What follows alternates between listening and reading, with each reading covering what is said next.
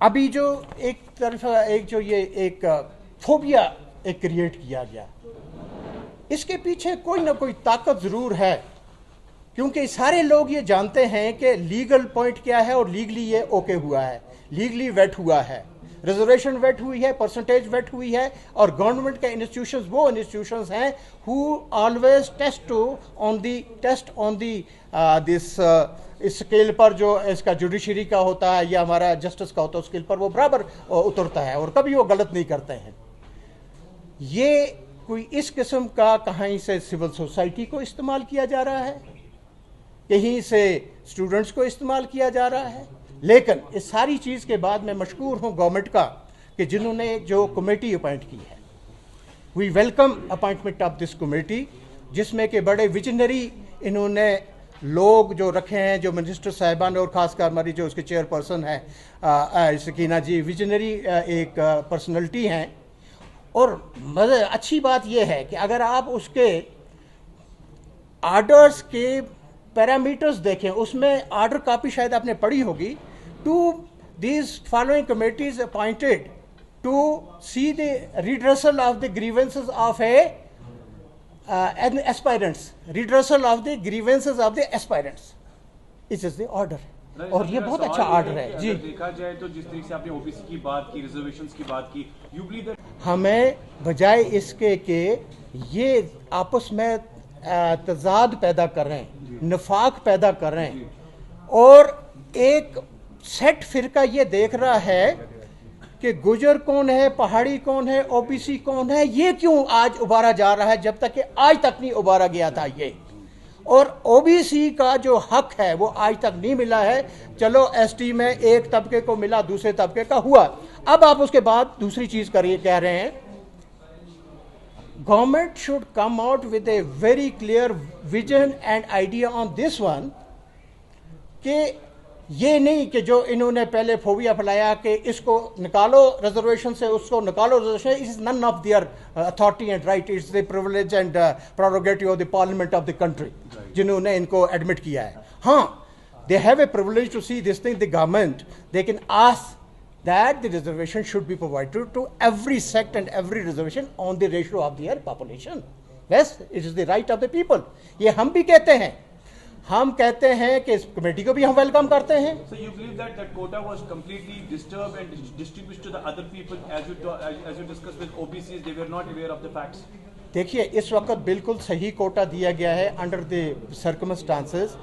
जो मुझे मालूम है, गवर्नमेंट ने जब ये रिजर्वेशन रूल बनाए उस वक्त उन्होंने ये कंसीडर किया है कि जहां ओबीसी को हम दे रहे हैं तो साथ में फार फ्लंग एरियाज में हमारा आरबीए है और एएलसी है, उनको भी एकोमोडेट करना चाहिए। वेरी मैग्नानिमस, गवर्नमेंट ने मैग्नानिमिटी दिखा के ये किया हुआ है।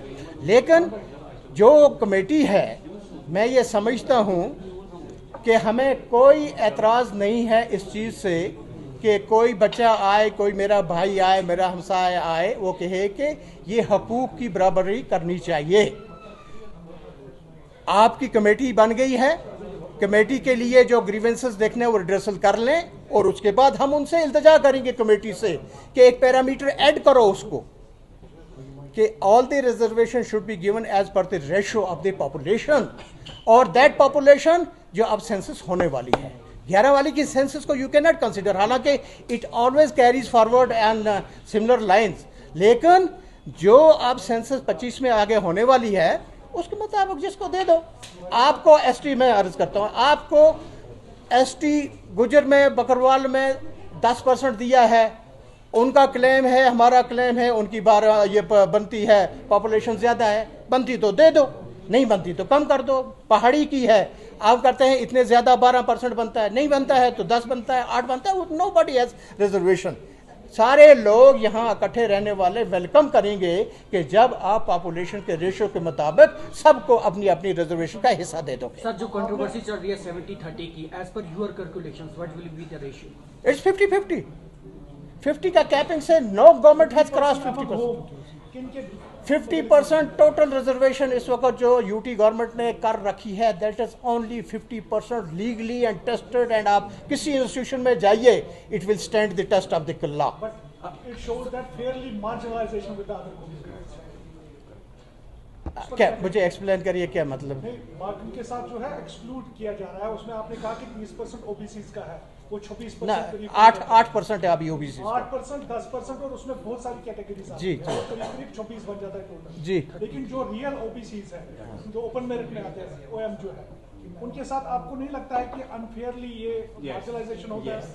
सुनिए, because you are talking about the all communities. मैं बात सुनिए, मैं देखता हूँ, देखिए हम लोगों से बढ़कर पार्लियामेंट है, हम लोगों से बढ़कर कॉन्स्टिट्यूशन ऑफ इंडिया है। कॉन्स्टिट्यूशन ऑफ इंडिया ने कुछ तबकों को, पैरामीटर को ये बता दी है, रिजर्वेशन दी है, और पार्लियामेंट ही उसमें है कि जो जिनके पास जब केस पहुंचता है वो कंसिडर करते हैं वेदर दे डू क्वालिफाई और दे डू नॉट क्वालिफाई, उसको दे देते हैं। इसमें सिर्फ यह है कि गवर्नमेंट ऑफ इंडिया कॉन्स्टिट्यूशन नहीं कहता है कि भाई 50% कैपिंग इनने लगा रखी है कि 50% should be for the open category and 50% should be for the reserve category. अब आपका जो मार्जिनलाइज कहां से हुआ कि अगर कॉन्स्टिट्यूशन के मुताबिक 50% सबको मिल गया?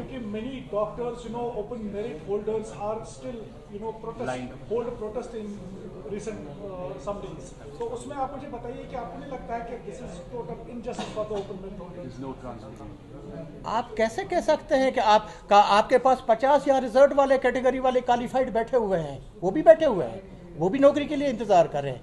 आप कहेंगे कि can you adjust them against the open category? No.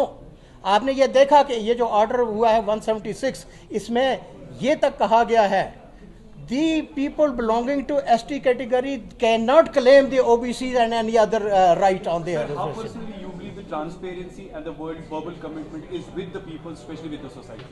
देखिए ऐसा है कि सिर्फ कुछ जी शूर लोगों को सामने आकर इसको एक्सप्लेन करना चाहिए, और दूसरी बात यह है कि आपको कमेटी बन गई है, कमेटी जो बनी हुई है वो इसमें जाएगी, वो आपके सामने लाएगी। हम तो उसको कोई प्रोटेस्ट नहीं करते, हम उसको वेलकम करते हैं, क्योंकि वही कमेटी आपको रास्ते साफ कर देगी भाई किसी के साथ ज्यादती नहीं हुई है।